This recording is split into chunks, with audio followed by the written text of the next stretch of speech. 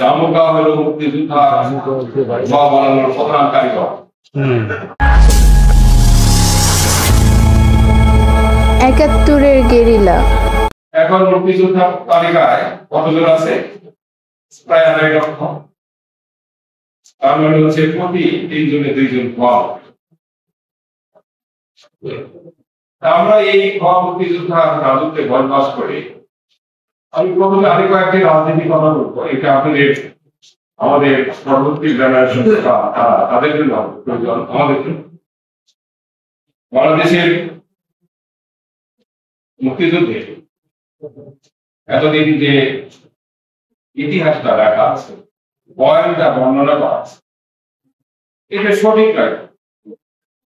এটা বিভ্রান্তি হওয়া, উদ্দেশ্য নয়। আমরা যারা যুদ্ধ করেছি, যুদ্ধ কিন্তু একটা জীবন নেওয়া অস্ত্রের বিরুদ্ধে অস্ত্র দিয়ে প্রতিরোধ করা, আলাদা বাহিনী এবং তাদের দূষক বাংলাদেশের রাজাকার আন্দোলনের বিরুদ্ধে আমরা অস্ত্র নিয়ে অস্ত্র দিয়ে মোকাবেলা করছি। কখনো আমরা বলেছি, আমরা কখনো তাদের মোকাবেলা করছি। এই জীবন মরণ যুদ্ধে, সশস্ত্র যুদ্ধে আমরাই চলে এসেছি। এই বিজয়টা আমাদের বাংলাদেশের মুক্তিযুদ্ধে একটা জনযুদ্ধ ছিল, সশস্ত্র যুদ্ধ ছিল, জীবন নেওয়া দেওয়ার। এটা কোনো পল্টনের ভাষণ নয়, এটা শরণার্থীর উদ্যানের কোনো ভাষণ। এটা চায়ের টেবিল অথবা খাওয়ার টেবিলে আলাপচারিতা অথবা দেওয়ার প্রশংসিত বিষয় ছিল। এটা ছিল রণাঙ্গ। এই রণাঙ্গনের সর্বোচ্চ ত্যাগ স্বীকার করেছিল দেশের জনগণ। জনগণের ত্যাগ এবং অংশগ্রহণের মধ্য দিয়ে আমরা তাদেরই সন্তান হিসেবে অগ্রণী ভূমিকা নিয়েছি। আশ্রয় বলেন, খাবার বলেন, তথ্য বলেন, ত্যাগ বলেন, পুরোটাই জনগণ। এই গণযুদ্ধে কতজন শহীদ হয়েছে, কতজন গণশহীদ হয়েছে, তার তথ্য মনে রাখবেন। আমরা মরে যাচ্ছি, একটা জাতি মিথ্যা তথ্যের উপর দাঁড়াতে পারে না। আমরা কতজন গণশহীদ হয়েছিল তার সঠিক তথ্য নাই। এটা মুখস্থ বিদ্যা নয়, এটা শত হাজার হাজার বছরের কোনো কাহিনী নয়। ৭১ মুক্তিযুদ্ধে কতজন মহাবলিজ দিয়েছিল তার কোনো সঠিক তথ্য নাই। কেন তথ্য নাই? আমি প্রথমেই বলেছি, একটা মানব ইতিহাসের উপর আমরা দাঁড়িয়ে আছি। যুদ্ধের জয়ের গৌরব জনগণের, প্রাপ্তিও জনগণ, অহংকার জনগণ। কিন্তু এই দেশের জনগণ এই অহংকার প্রাপ্তি থেকে বঞ্চিত হয়েছে। পুরুষ বলদের মতো শুধু খেটেই গেছে, বংশ পরম্পরা। কখনো পাকিস্তান হানাদার বাহিনীর বিরুদ্ধে অথবা পাকিস্তান হানাদার বাহিনী পাকিস্তান কর্তৃক মৃত্যুবরণ বঞ্চিত হয়েছে। স্বাধীন বাংলাদেশের ৫৫ বছর এই মানুষগুলোর গায়ে ঘাম উৎপাদন করেছে, তা হ্রাস করেছে একটি নির্দিষ্ট গোষ্ঠী, যারা রাষ্ট্রের ক্ষমতা থেকে। আমরা ছিলাম কলোনি, আমরা ছিলাম পরিবেশ। ব্রিটিশ পাকিস্তান, আমরা পাকিস্তান ব্রিটিশকে দাঁড়িয়েছি। কিন্তু ক্ষমতায় যারা এসেছে তারাও শাসক গোষ্ঠী, কলোনির মতো আমাদের আছে। একবার হিসাব করে দেখেন তো, কতজন মুক্তিযোদ্ধাকে হত্যা করা হয়েছে ৫৫ বছরে, কত মানুষকে হত্যা করা হয়েছে, কত মা বোনের ইজ্জত দিয়েছে, কত ভূমি দখল হয়েছে, তখন হিসাব দিয়েছে। একটা কথা মনে রাখবেন, ব্রিটিশরা তখন ১৮৫৮ সালে ভারতবর্ষের মানুষ বিদ্রোহ করেছিল স্বাধীনতা, তখন ব্রিটিশরা আমাদেরকে হিসাব নিকাশ ভাবে হত্যা করেছিল। যারা হত্যা করেছিল সেই সমস্ত সশস্ত্র বাহিনী কি করে? কারণ ব্রিটিশরা আইনটা ছিল খুব কড়া, তখন তারা একটা দায়মুক্ত আইন তৈরি। এই সমস্ত সশস্ত্র বাহিনী আমাদের ভারতবর্ষের স্বাধীনতার জন্য তারা লড়াই করেছে, যারা হত্যা করেছে তাদেরকে, যারা হত্যাকারী তাদেরকে কোন বিচারে না আওতায় আনবে না। ওই দায় মুক্তি পাকিস্তান আইনেও ছিল, পাকিস্তান আমলেও ছিল, সেই দায় মুক্তি এখনো রয়েছে। কি স্বাধীনতা রয়েছে? যে আইনের ভিত্তিতে ভারতবর্ষের সম্পদ ব্রিটিশরা লুট করছে, যে আইনের ভিত্তিতে বাংলাদেশের সম্পদ পাকিস্তান লুট করেছে, একাই বলবৎ রয়েছে। কি স্বাধীনতা হয়েছে? আমাদের স্বাধীনতার প্রধান ঘোষণা ছিল বাংলাদেশ নামের রাষ্ট্রটি কি হবে, তার প্রধান ভিত্তি কি হবে। তিনটি মৌলিক বিষয় ঘোষণা করা হয়েছে: সাম্য, মানবিক মর্যাদা, সামাজিক ন্যায় বিচার। এইটাই হলো বাংলাদেশের রাষ্ট্রের দুর্ভাগ্য। আমার সঙ্গে আপনারা দ্বিমত পোষণ করতে পারেন, কিন্তু বাস্তবতা আমাদের দিতে হবে। ৭২-এর সংবিধানে মুক্তিযুদ্ধের কথা লেখা হয়েছে, যা পড়েছেন জানেন। ৭২-এর সংবিধানে মুক্তিযোদ্ধাদের কথা লেখা হয়েছে। ৭২-এর সংবিধানে এই দেশের মানব যুদ্ধ কিন্তু অর্জন করেছে, তার মূল মানবিক অধিকার প্রতিষ্ঠা করার জন্য নিশ্চয়তা দেওয়া আছে। লুট করলে, সম্পদ লুট করলে দায় মুক্তি আছে, মানুষ হত্যা করলে দায় মুক্তি, মানুষের সম্পদ বাঁচানো, তার শাস্তি নেই। আমাদের একটা কমিশন হওয়া দরকার। ৭২ সাল থেকে আজ পর্যন্ত কত টাকা কে লুটপাট করেছে, কোথায় বিদেশে, কত মানুষ হত্যা হয়েছে, কত মিথ্যা বয়ান দিয়ে মানুষকে বিভ্রান্ত করা হয়েছে। এটা হওয়া উচিত। আমি আপনাদেরকে কিন্তু বলছি, আমরা এরা এই দেশের প্রতিষ্ঠাতা মানুষ, বলতে হবে সত্য আমাদেরকে। আমরা সবাই কেউ বলবে 5 বছর পরে কেউ আমাদেরকে জিজ্ঞেস করবে না। তাদের ভবিষ্যতে যারা সরকার আসবে তাদেরকে কষ্ট দেওয়া হবে। এদেশে কত সম্পদ লুট হয়েছে, কত মা বোনের চর্চা হয়েছে, কত মানুষকে হত্যা করা হয়েছে, কত সম্পদ মানুষ দখল করেছে। শাসক শ্রেণী, আওয়ামী লীগ বলেন, বিএনপি বলেন, জামাত বলেন, জাতীয় পার্টি বলেন, প্রত্যেকেই এই মানুষগুলোর উপর তীব্র চালিয়ে দিয়েছে। আমরা তাদেরকে কোনোদিন ক্ষমা, বাংলাদেশের মানুষ তাদের কোনোদিন ক্ষমা করবে না। কারণ স্বাধীনতার সমস্ত লক্ষ্য তোমরা গ্রহণ করবে। মুক্তিযুদ্ধের কথাই বলি, আমাদের সংখ্যা ছিল 80-90,000, এখন কত? 2.5 লক্ষ। কেন বানিয়েছে? কারা বানিয়েছে? কোন স্বার্থে বানিয়েছে? তাদেরকে আমরা চিনি না। আমরা মুক্তিযোদ্ধারা, আমরাও বানিয়েছি।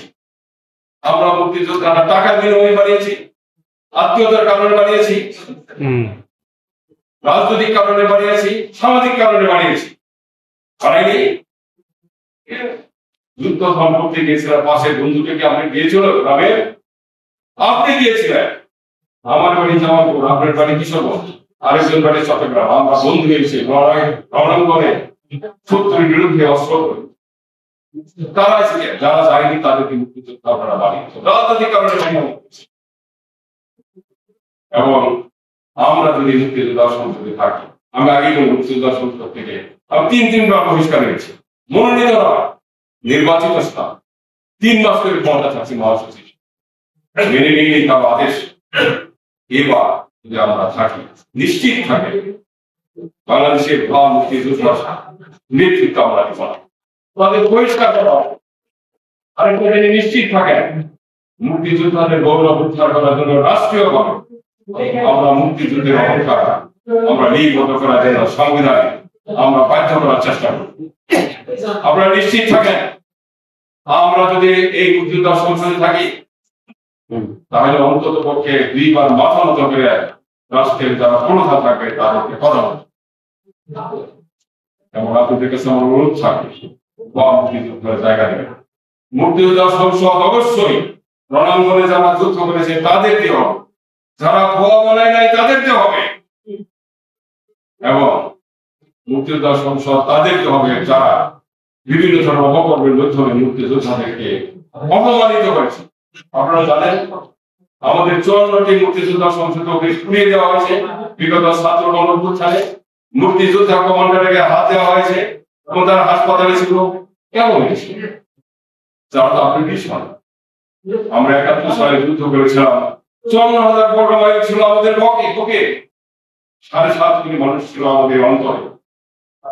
আমরা তাদের বাঁচাইতে পারি। আমাদের সন্তানরা যখন তার সেই 71-এর ধারায় আবার অধিকার আদায়ের জন্য সংগ্রাম করে, আমরা তাদের পাশে দাঁড়াই না।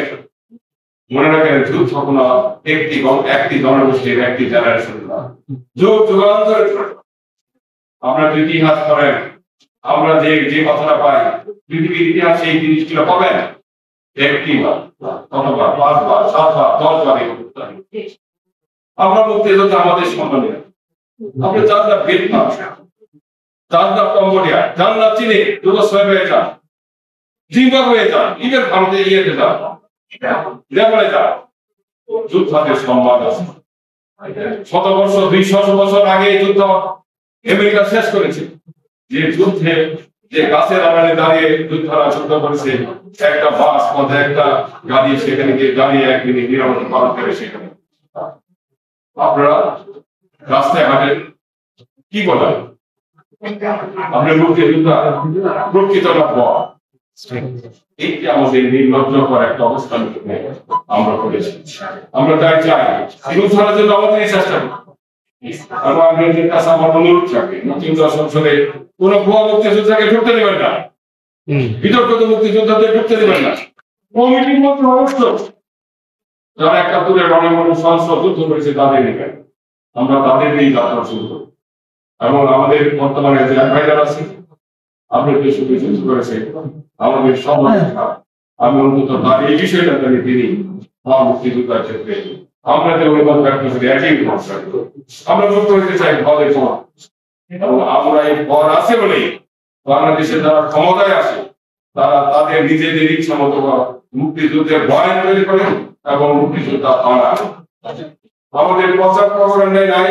কারণ হচ্ছে মুক্তিযোদ্ধারা তাদের সমস্ত জায়গা, সমস্ত প্রচার সংস্থা, সমস্ত রেডিও টেলিভিশনে তাদের দখলে রয়েছে, সেখানে আমাদের কথা কেউ শুনবে না, আমাদের কথা কেউ বলবে না।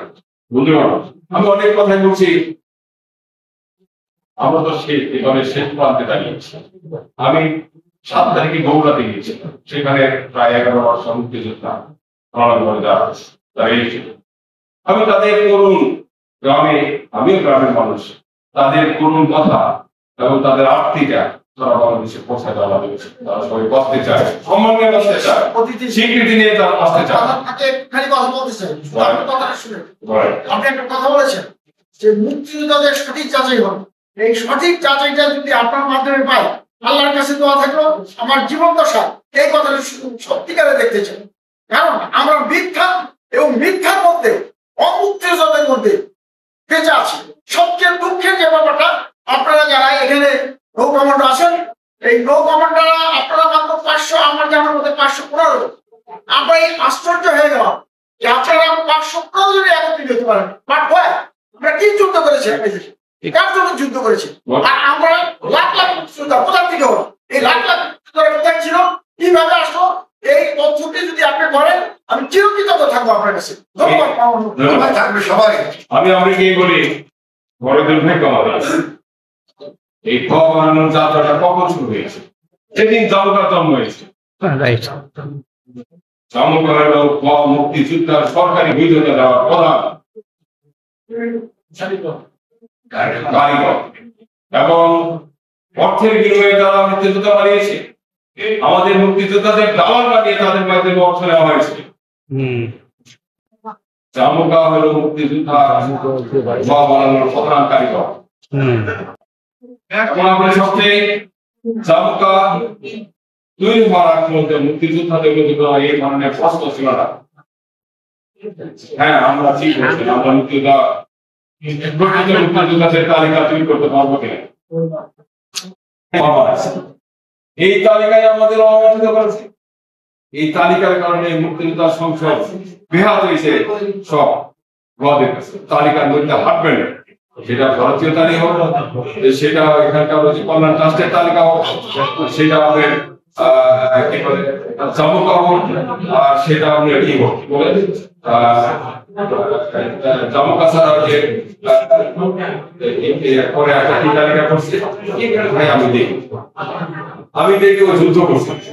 ওই যে রাজশাহীর কথা বললেন যে 3 জনকে নেওয়া হয়েছে, 3 জনই তালিকায় আছে, কিন্তু ওনারা প্রমাণ করছে ওই যে ওখানে জাহাঙ্গীর হ্যাঁ ভুয়া তালিকা দেখে মুক্তিযোদ্ধা হবে না, রণাঙ্গন দেখে মুক্তিযোদ্ধা হবে।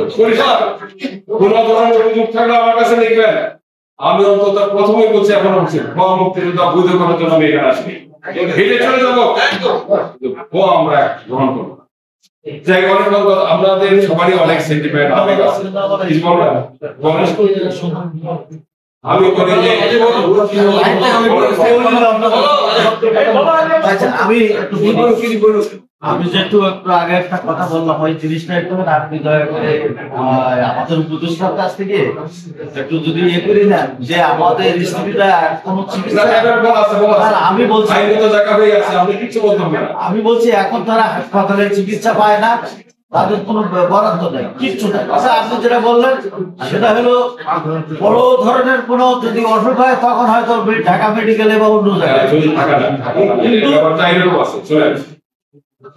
ব্যাপারটা আছে বিভিন্ন জেলায়, ঢাকাতে নির্দিষ্ট হাসপাতাল আছে, মুক্তিযোদ্ধাদের জেলায় আপনি চিকিৎসা কথা বাড়াবেন, আপনি পাবেন 5 টাকা বা 20 টাকা। আমাদের জন্য কত কোটি টাকা আছে? আপনি বাড়ি কোন ডিস্ট্রিক্ট? আপনি বাড়ি কোন ডিস্ট্রিক্ট? হ্যাঁ, খুলনাতে আছে। খুলনাতে এটা আছে, আমি জানি না সাতক্ষীরাতে আছে কিনা। খুলনাতে এই চিকিৎসাটা আছে। সাতক্ষীরা হাসপাতালে টাকা যায় 1.5 লক্ষ টাকা, এবং এই টাকাটা শুধুমাত্র আমরা মুক্তিযোদ্ধারা আমরা সেখান থেকে হাসপাতালে ভর্তি আমাদের প্রেসক্রিপশন অনুযায়ী ওরা বাইরে থেকে ওষুধ কিনে, শুধুমাত্র মুক্তিযোদ্ধা কেন্দ্রে মুক্তিযোদ্ধার কোনো এই সার্কুলারটা কি আমার কাছে আসছে। আপনি শুনেন, এই ব্যাপারে একটা কথা বলা আছে, সেখানে মুক্তিযোদ্ধাদের চিকিৎসার জন্য একটা কেন্দ্রীয় ভাবে মুক্তিযোদ্ধাদের প্রতিনিধি ঠিক করা আছে। আগে যারা ছিল তারা একটা ছিল ভুয়া, আরেকটা ছিল আমাদের দেশে। এইবার আমরা দুইজন প্রতিনিধি দিয়ে দিচ্ছি, একজন হলো প্রাক্তন স্বাস্থ্যমন্ত্রী ছিল, আমাদের মুক্তিযোদ্ধা সেন্ট্রাল কমিটির সদস্য, আর একজন ছিল যুদ্ধ মুক্তিযোদ্ধাকে নতুন প্রতিনিধি দিয়ে দিচ্ছি, এবং আমাদের সমস্ত উইক বলে আমরা নিব আমাদের মাধ্যমে যাতে একটা কথা বলতেছি, আমাদের যে 50 বছরের মুক্তিযোদ্ধা বলে আমাদের সামনে পরিচয় দিতে পারেনি, সেই সমস্ত লোক বোর্ডে কেস করিয়া কেস থেকে আসলে মুক্তিযোদ্ধা হয়ে গেছে। 50 বছরে কোনদিন আমি আপনার কথাটা বলছি, যারা মুক্তিযোদ্ধা হয়েছে আপনি কি জানেন? আমি মুক্তিযোদ্ধা সংসদের মহাসচিব থাকাকালীন 1978 সালে মুক্তিযোদ্ধা না একজন মূল মুক্তিযোদ্ধা যারা 71 যুদ্ধ করেছিল রাজাকার হত্যার কারণে তাদের শাস্তি দেওয়া হয়েছে যাবজ্জীবন। আমি সেদিন কোর্টে গেছিলাম, যশোর কোর্টে। জজ সাহেবকে বলছিলাম, জজ সাহেব আমি এর আগে একটা চিঠি লিখেছিলাম এবং চিঠি লিখে চ্যালেঞ্জ করার পর সে আমাকে কন্টেম্প্ট অফ কোর্ট করেছিল। কন্টেম্প্ট অফ কোর্টে হইল 6 মাসের দেয়। আমি যশোর জেলে গেছিলাম, তখন আমি মহাসচিব যশোর কোর্টে জজ সাহেবকে বললাম, আপনি তো আমাকে জেল দিচ্ছেন, আমি জেল খাটতে আসছি, কিন্তু আমার বাবা আপনার বাবার সাথে আমরা যাবো মুক্তিযোদ্ধা সংসদে যদি আমরা থাকি, হাইকোর্টকে বলবো তুমি তো মুক্তিযোদ্ধা বানাই দেবো, কারণ পুরো পাকিস্তানটা ওকে ফেরত দাও, যদি ফেরত না দিতে পারো বেরো, চ্যালেঞ্জ প্রুভ করতে হবে। দেখেন আইন, আমি আইনের ছাত্র না, কিন্তু লেখাপড়া করার চেষ্টা। একজন মুক্তিযোদ্ধা, এটা খেয়াল রাখবে, একজন মুক্তিযোদ্ধাকে মুক্তিযোদ্ধা না, তাকে সে যখন বাতিল করা হলো সে চলে গেল হাইকোর্টে। হাইকোর্ট কি বললো যে যতদিন পর্যন্ত ফাইনাল না হয় ততদিন পর্যন্ত মুক্তিযোদ্ধার সমস্ত সুযোগ সুবিধা বহাল রাখবে, তাই না? সে ভাতা পাচ্ছে, চিকিৎসা পাচ্ছে, সব পাচ্ছে। ধরে না সে ভাতা পাচ্ছে, চিকিৎসা পাচ্ছে, তার এক সময় রায় হয়ে গেছে যে সে মুক্তিযোদ্ধা না, এরকম অনেক রায় গেছে, রায় গেছে না, হাইকোর্ট থেকে রায় গেছে, মুক্তিযোদ্ধা তার বাতিল হয়ে গেল। কিন্তু এতদিন পর্যন্ত সে যে মুক্তিযোদ্ধার ভাতা নিচ্ছে, তার ছেলে সন্তানদেরকে চাকরি দিচ্ছে, আদার সুযোগ সুবিধা নিচ্ছে, সে সম্পর্কে হাইকোর্ট কোনো কথা বলে। রাষ্ট্রের আইনটা কি জানে? রাষ্ট্রের টাকা, জনগণের টাকা কেউ যদি আত্মসাৎ, ভুল তথ্য দিয়ে, মিথ্যা বয়ান দিয়ে প্রতারণা করে সে যদি রাষ্ট্র ধরা পড়ে, তাহলে সেই টাকা আদায় করার জন্য ফৌজদারি মামলা হাইকোর্টের বিচারক সাহেবরা কোন ভুয়া মুক্তিযোদ্ধা যাদের কোন বলছেন ভুয়া, তাদের নামে কোন ফৌজদারি মামলা করা নির্দেশ দেবে। আইনটা যারা আমরা মানবেন, আমি তো কোর্টে যাবো, যারা ভুয়া বানাইলেন বললেন তাতে জনগণের রাষ্ট্রের টাকা আত্মসাৎ করলো তার সম্পর্কে কোনো সিদ্ধান্ত আপনি দিলেন না, তাকে দিত। আমরা বললাম আমরা শেষ পর্যন্ত আমাদের হারাবার কিছুই নাই, কিচ্ছু নাই, যতটুকু পাবো জনগণের জন্য আমরা দিল। এবং আমি প্রথম জীবনে রাষ্ট্রের টাকা আত্মসাৎ করতে তার জন্য অস্বীকার বলে না, আমাদের এখনই কেনারা কি করে ওঠে রাষ্ট্রের কর্তব্যের দায়িত্ব আছে কাজ করার জন্য। আপনি ব্যক্তিগত তাকে বলছেন কোনো মুক্তিযুদ্ধ হাইকোর্টে যেতে পারবে না, সেই অবস্থা করে আমরা হাইকোর্টের মুক্তিযুদ্ধ না, আমরা মেলাঘরের মুক্তিযোদ্ধা, আমরা ইন্ডিয়ান টাইপ মুক্তিযোদ্ধা। আমাদের একটা দৃষ্টি না দিয়ে যারা হাইকোর্টে তাদেরকে আপনারা মুক্তিযোদ্ধা বানান কেন? এই ব্যাপারে আমাদের এক ভাইদের সাথে একটা ভালো এক নম্বর কথা। 3 নম্বর হলো এই সমস্ত কমিটিতে যাওয়া হতেছে সেই ব্যাপারে আপনার দৃষ্টি কঠিনভাবে আমরা চাচ্ছি। আমার নারায়ণগঞ্জে বহু মুক্তিযোদ্ধা কমিটি করা হয়েছে, আমরা আরো প্রতিবাদ করতে পারছি নাম দেন, এই বয়সে আপনি নাম দেন বাদ করবে চাবুকা বাতিল করে চাবুকার পত্রিকা জামুকা চাইতে আমরা চাবুকা চাইতে আমরা হাতে মেসি ভাই জামুকাটা আমাদের আওতায় থাকে নাই, যদি থাকতো এটা আমাদের আহ্বায়ক অ্যাডভাইজার প্রথমেই বলছিল জামুকা বাতিল করে দেবো, যা আমি বাতিল হয় নাই। আমরা অবশ্যই চাই এই মেশিন ভর্তা, এই মেশিন ভর্তা বাতিল আপনার সঙ্গে একমত, বাতিল আমরা চাই।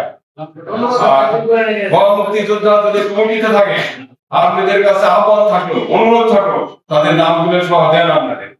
কোন মুক্তিযোদ্ধা নিয়ে কখন আমরা চলবো না। আমি প্রথমেই বলছি এখনো বলি মুক্তিযোদ্ধা বৈধ করার জন্য আমরা এখানে আসিনি। 3 বার হেঁটে চলে গেছি, আরেকবার হেঁটে চলে মুক্তিযোদ্ধার মধ্যে বসবাস করছে। আপনাদের কাছে আমার অনুরোধ মুক্তিযুদ্ধের গৌরব যদি ফিরে আনতে না পারি আমরা ভর বইতে আসলে ডুবে যাব, ইতিহাসটা ভর হয়ে দাঁড়াবে এবং পরবর্তী প্রজন্মের কাছে মুক্তিযুদ্ধটা কখনো অহংকারের হবে না, ঘৃণার হবে। আমরা যদি প্রতিষ্ঠা করতে পারতাম তাহলে 91-এর গণঅভ্যুত্থান হতো না। 71-এর যুদ্ধের অঙ্গীকার যদি সাংবিধানিক ভাবে রাষ্ট্রীয় ভাবে নীতিগতভাবে প্রতিষ্ঠিত হয় 91-এর গণঅভ্যুত্থান হতো না। 71-এর সেটা যদি প্রতিষ্ঠিত 24-এর গণঅভ্যুত্থান হইতো না। চায়নাকে গণঅভ্যুত্থান হয়েছে, ভিয়েতনামে গণঅভ্যুত্থান হয়েছে, যুগোস্লাভিয়ায় গণঅভ্যুত্থান হয়েছে, জিম্বাবুয়ে গণঅভ্যুত্থান হয়েছে, কেন হয় না? কারণটা হয়েছে তারা যুদ্ধটাকে সামনে নিয়েছে আর আমরা যুদ্ধটাকে ব্যক্তি স্বার্থ ক্ষমতার জন্য আমরা ব্যবহার করছি। আমি যাই হোক আমি আপনাদেরকে বারবার বললাম মুক্তিযোদ্ধা আমাদের কাছে কেন্দ্রীয় কমিটির কাছে জায়গা পাবেন এবং আমার যদি ক্ষমতা থাকতো আমি জামুকা হুমাকে বিলুপ্ত করেছিলাম এবং জামুকার মধ্যে থেকে যে অপরাধ করে পড়ছে তাদেরকে আমি আইনের আওতায়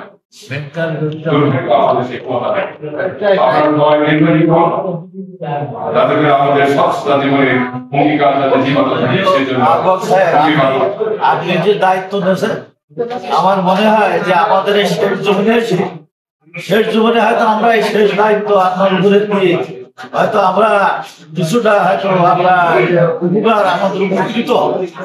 আপনি কঠিন ভাবে এটা নেবেন। আপনাদের বলি আমাদের কাছে আমার কাছে কি পারলাম জানি না, কিন্তু আমার কাছে আধ্যায় পাল্লা আমাদেরকে অসম্মান করবো না। আমার কাছে আধ্যায় পাল্লা আমাদের আরেকটা জিনিস আমাদের এই যে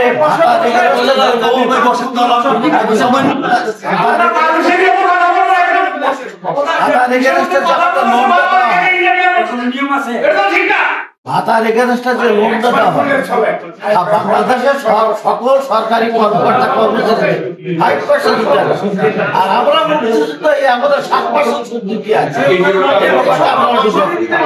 আমি ভাই ওনার কথাগুলো অনেকগুলো যুক্তি আছে যেটা আমাদের সবার জন্য, কিন্তু আমাদের সময় স্বল্পতার কারণে আর একটা জিনিস খেয়াল রাখবেন, আমি তো সরকারি কোন এক্সিকিউটিভ জায়গায় নেই, আমাদের অ্যাডভাইজার একটা এক্সিকিউটিভ জায়গা আছে, আমি তো সেখানে। আমি শুধু আপনাদের কথা বলতে পারি আমার সততা দিয়ে, আমার লক্ষ্য অর্জনের জন্য আপনাদের সমর্থন নিয়ে, আপনাদের অংশগ্রহণ নিয়ে সেই কথাগুলো বলতে পারি, তার বাইরে কথা বলার সুযোগ নেই। হ্যাঁ আপনি যতটুকু সাফার করেন আমি ততটুকু সাফার করি, আপনি যতটুকু বঞ্চিত আমি ততটুকু বঞ্চিত। আমি আলাদা করে কখনো দেখিনি। আগে বলছি মেনে নেই করে ঠিকভাবে বহিষ্কার করেছে। এটা আমার কাছে কোনো গর্বের এটা আমার কাছে যদি ঘর মধ্যে বরবাস করে আমাদের কলঙ্ক আমি কলঙ্কের মধ্যে বরবাস যাই আপনারা আমাকে ডাকছেন আমি কৃতজ্ঞ সংসদের পক্ষ থেকে আপনাদের আবার ধন্যবাদ জানাই আপনারা দীর্ঘজীবী হোক আপনার স্ত্রী পরিবার এবং সন্তানের সুখের সাথে বসবাস এই কামনা শেষ করছি সবাই